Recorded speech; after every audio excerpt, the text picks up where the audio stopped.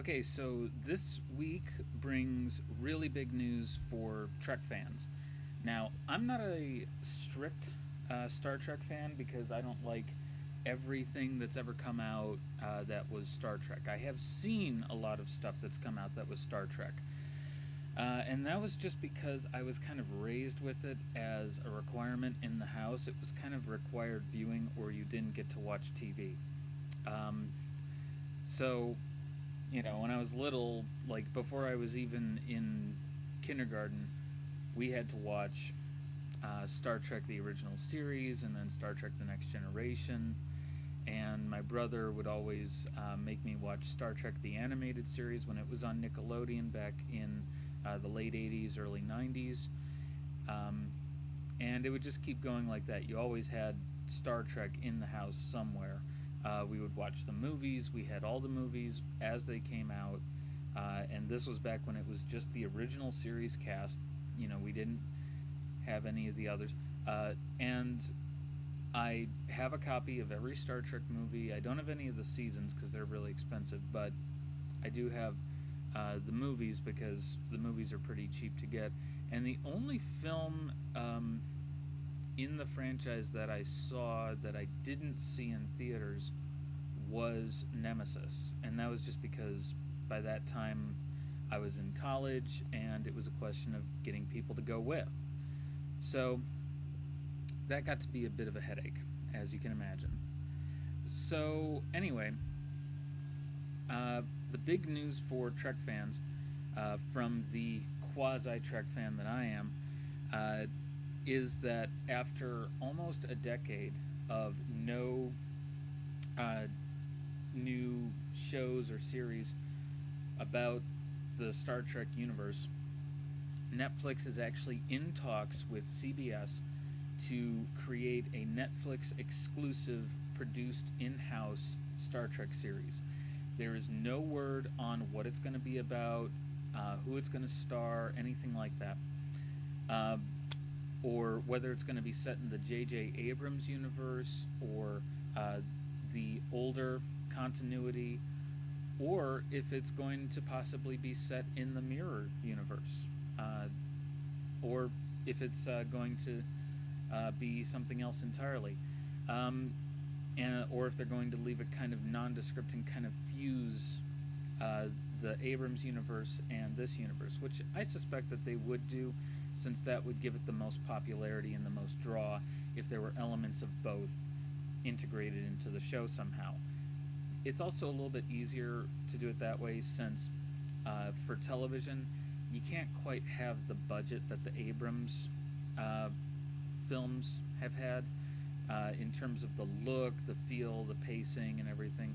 And you have to produce them quickly in succession the way that Netflix does it, so that you can either binge watch an entire series and then go back and rewatch episodes that you really liked, or you can watch like one or two episodes a day um, in a go and enjoy it that way. That's the way they've done it with House of Cards and some of their other series. Anyway, so uh, it's really exciting, as you can imagine. Uh, I was one of the people who really didn't like where Star Trek went by the last two series that they created for it, which were Star Trek Voyager and Enterprise, as a lot of you will know. I thought that Voyager was way too contrived. They made it like, oh, we're wandering back home and this will take as long as we need it to in terms of seasons. And, they were saying it was going to take like 75 years to get back home. And I was like, there's no way that this show's going to be on for 75 years. And on top of that, they really did it that way just so that they could create new aliens and new starships and explore new things.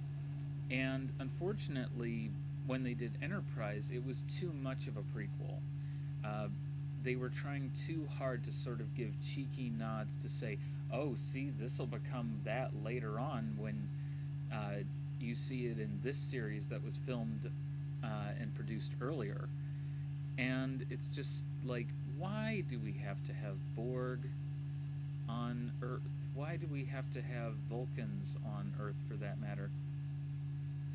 Part of the beauty of the original series and Next Generation was that they weren't afraid to take things off Earth and just have these unmanned explorations that would go, out and be unsolved mysteries of things. These lost colonies and settlers that had kind of settled in places, so that you ended up with Nazi Planet and Gangster Planet, and in the one Next Generation episode, you had the world where it was nothing but a casino and that kind of thing. And they did limited amounts of time travel. One of the main subplots for Enterprise was this temporal Cold War, and then you didn't see any of the consequences of it later on in the timeline, but they just kind of recycled that plot for the J.J. Abrams thing by having this temporal Cold War, basically, where it would have initiated probably back with the Romulan miners, and with Spock going back in time, because black holes. And it wasn't quite as scientifically based. It was much more science fantasy. They tried to, the writers in the audio commentary actually said that they based the plot for Star Trek, the film Star Trek, on Star Wars, and that was really insulting as a person who understands the difference between science fiction and science fantasy, and who appreciates those differences. That with Star Wars, you had inventions and devices that were just created. They were beyond our realm of understanding, but they worked, and you accepted that they worked because they needed to work in order to make it more fantastic. Just like the alien creatures. You didn't need to know how their evolution worked that they eventually became that. With Star Trek, all of the creatures that were there, you kind of had to understand how they evolved in order to become what they were. But the temporal Cold War was such a domineering and overzealous plot thread that didn't have any bearing anywhere else, and it was trying so hard to just put things so far flung into the future, when the whole point was that it was before. You had the original Enterprise and Captain Pike and Captain Kirk, and that made sense. That worked in a lot of ways. You didn't have to give little cheeky nods and winks to the audience to say, hey, you Trek fans will really love this because we have this reference to something that didn't come into the series until much, much later. This is where it all started. And it was like, no. I was actually okay with them doing the Khan Noonien Sung and the Dr. Noonien Sung plot line, because that made sense. That was one that wrote itself and worked. And you could have, and it was good to have Brent Spiner return to play Dr. Noonien Sung. It worked because that character needed to be that old, and he needed to be kind of the geneticist who realized the error of his ways and tried to create a helpful technology, a positive technology, that he was a kind-hearted and benevolent person, but that of course showed the ambiguity of science, and that it could create monsters like Khan. And even in Space Seed, they showed that Khan was not necessarily a monster or someone bad, but that he was simply someone who wanted a better life for his people, and it was one of the reasons why Khan was allowed to be let go, and why they were given a planet to colonize. Not because of any malevolence. Even though he tried to lead an uprising on the Enterprise and turn it into the start of his new empire, it was more simply because his people, needed a place to thrive, and he had been forced out after being this ruler. But then by the time we get to Star Trek II, The Wrath of Khan, he's been alone, he's been isolated. The planet that he thought was going to be this Eden and this paradise has not only left him scrounging for scraps, but he's also ended up sort of bitter, because it took away his love, the woman that he loved, the woman that he respected, as an equal. That being said, Khan was always a bit of a manipulator, and kind of in the realm of abusive spouse, in terms of how he sort of manipulated the emotions of others. So it never quite worked that Khan was, a completely decent human being, because he just considered himself superior. And in many ways he was genetically superior, but he was also, insane, because he was somewhat of a sociopath, and didn't really care about the lives of others or anything. He just saw them as cheap. And so it was nice in Enterprise to see that plot line. But then they introduced alien species that you never saw after, like the Xindi. The Xindi didn't quite make sense. You had these multiple species evolving on this one planet, and they each kind of developed their own spacefaring civilization, alongside one another, rather than developing, as sort of a different kind of species or something like that. It was an interesting idea, but the problem was you never saw them after that, and that was a huge pain. You saw other species later on. So anyway, I had a huge problem with Star Trek Enterprise, just because they tried so hard to come up with stuff that was new. But the thing is, there were already stories and plots that were alluded to in Star Trek episodes from the original series and from the Next Generation, where all you needed to do was really look at those, and you could get plenty of plot lines. And towards the end of the show, when it finally went off air, they actually had an interesting plot surrounding human reaction to aliens and wanting to keep aliens off of Earth. Now, that plot was actually borrowed very much from Babylon 5, but Babylon 5 was kind of set in the same rough period as Star Trek would have been in terms of years, but not in the same universe, of course.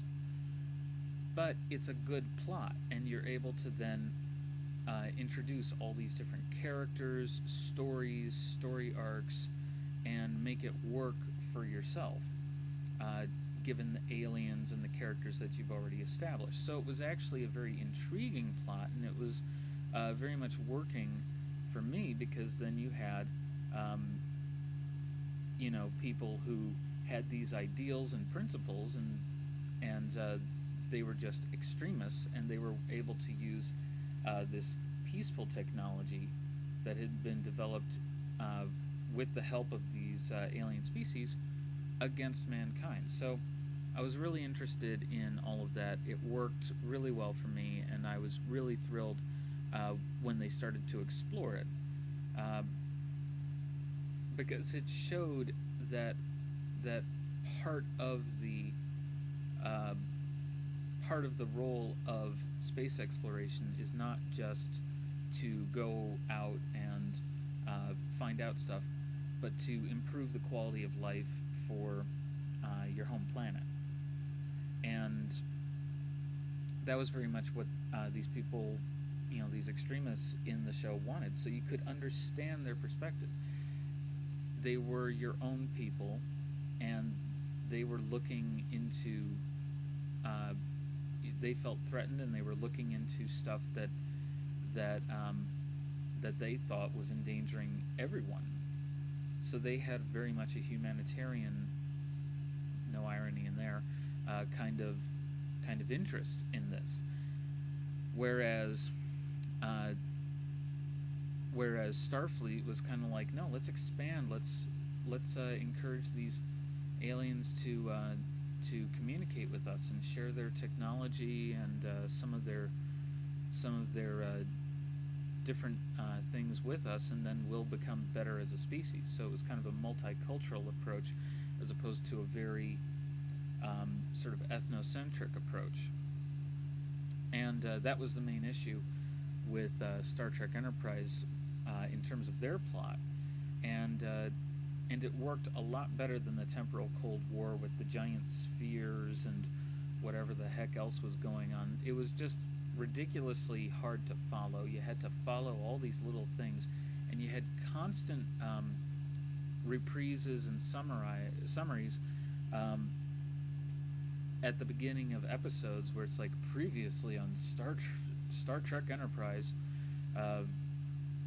this dialogue and that dialogue and this event and those dialogues there, and it's like, I shouldn't need to be constantly reminded of what's going on in order to then enjoy the story here and know where the heck they are.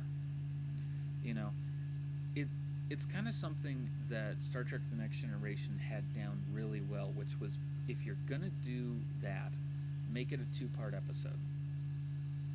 Then the only thing you're referring to is stuff from one episode, not from a string of episodes with little stuff all out there that then you have to go back and rewatch. With Deep Space Nine, they did that because they had the Dominion War story arc, and it got tiresome after a while, but they still left the episodes very much self-contained. And really the whole point of them starting each episode with Captain's Log, blah blah blah blah blah, was that it took you from one part of the episode in this saga to this next episode in the saga. And really, for each film, they tried to use the Captain's Log as a way to sort of introduce each act, or introduce each film. So, Star Trek 3 is a perfect example. You have, Captain's Log with most of our battle damage repaired, but still the ship feels like a house with all the children gone, and there's this really interesting moment there at the beginning that kind of brings you back to where you were at the end of Star Trek 2 and continues the story arc of the Genesis device that gets resolved in Star Trek 4.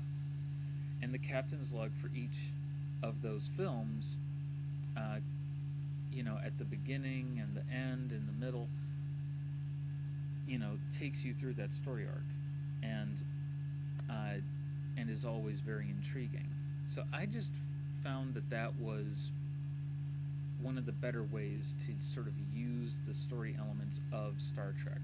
It works better, it's more concise, and I'm really hoping that with this new Star Trek show that may or may not get greenlit, it's probably going to get greenlit because Star Trek is really big right now, that I hope that it's going to bring about a really interesting sense of hey, why aren't we exploring the stars anymore?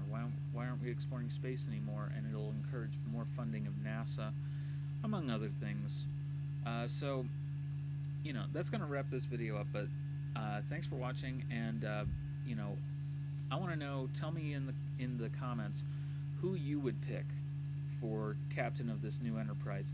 My vote is a little bit of an out there kind of thing. I'm actually in favor of having Jessica Biel as captain. She's young, uh, and she's female, so it would be another female captain. But I still could see her being kind of tenacious, aggressive, but at the same time curious and a scientist. So, if she's exploring or going on missions, she may send her first officer on away missions the way that away missions are supposed to function in the Star Trek universe, even though Captain Picard and Captain Kirk didn't like it. So I was always kind of in favor of, well, what if there's a really good first officer who goes on these away missions and the captain remains aboard the ship? That actually seems like it would be a really cool thing. If she actually does follow standard procedure and goes by the book. I don't want it to be the Enterprise, though. I think that the stories worked better after The Next Generation, where it needed to be the Enterprise. It needed to be the Federation flagship. With Deep Space Nine, it was a space station, and you had the Defiant. With Voyager, it just stunk. It was, never quite as good. But I would like to see, Captain Jessica Biel on whatever starship, leading the crew, dealing with issues for the crew out there in space, exploring, encountering new species and new dangers, and kind of just seeing what she can do, and she can have like a really cool first officer who then goes on the away missions, and she leads the diplomatic efforts, when she has to go to a world that's already been encountered and they know is safe, and she leads things there. So there would be clear defined roles for each kind of character, and I would really like to see that. I think it would be fascinating and interesting. I would love to see some of the new technology that they encountered. I always kind of wanted to see something that was set sort of between Star Trek VI and The Next Generation, which was kind of the era when you had Crusher, Wesley's father, and Beverly's husband, exploring around, and you had Captain Picard out there, and it was the period when they had the red uniforms but no turtlenecks, and they were getting ready to transition to the jumpsuits. I kind of want to see more of that. That would be an amazing period to explore, because the Klingons are no longer a threat, but you're just starting to encounter the Ferengi, and you would have the Cardassian Wars, possibly among other things, because the Cardassian Wars kind of took place during that period, and then you could actually, sort of document that, and you could have sort of an interesting in-between series that could take place for an indefinite number of years, and then it could end as they were just switching to the jumpsuits that they eventually did with the field of different colors for each department and the little stripe. Although I don't think they would go with spandex for those uniforms, again, because apparently the first season uniforms were spandex, and they stunk to high heaven just from the different actors sweating under the stage lights. So it was always kind of a mixed thing. They didn't look right. They felt weird, and they stunk. And then they switched to the two-piece that they stuck with for much of the rest of the series. That eventually became just the colors on the shoulders and the turtleneck, and then eventually became the gray with the different colored turtleneck, which always made more sense, because then you had your department and then the same uniform, and that way it was less confusing for people. it was always a bit confusing for me on the original series because I was like, did they just pick their favorite color? How does that work? I never understood. Anyway, so then again, remember I was about 6. So anyway, so yeah, it's a really cool idea, and tell me what captain you think, what actor you think should play the captain. Trying to make it something original, um, and maybe what time period you want to see it in. I would love to hear about uh, you know if you like the idea of them kind of getting involved in the Cardassian Wars um, and sort of liberating Bajor and the Bajorans, and sort of covering this gamut from between the end of 6 and the beginning of next gen. I think that would be a really awesome time period to cover. You have a lot of stuff already there, but you have a lot of room to grow, and you would bring back a lot of favorite species that we've already encountered, like you would have some of the uneasy alliances between the Klingons and the Federation. Some of those first days, you would have um, the battle where Worf's parents were killed, possibly. You would have a lot of different things that could really excite the audience and make for some great stories. And you can see what all would take place. It could be really exciting. And anyway, tell me what captain you want, and tell me what time period you want it to be set in. And maybe if you have a favorite class of Star Trek ship, what kind of ship you think that they should be on. Overall, if you're a fan of the Flash Trek Broken Mirror series, then you should know plenty of different kinds of ships that they use in that series. Tell me what kind of ship you think they should be on. Should it be a Constitution, a Constellation, maybe an Olympic class, or should they be on a new class of ship entirely? Let me know, and if you're so inclined, please like and subscribe. So, thanks for watching. Take care. Bye-bye.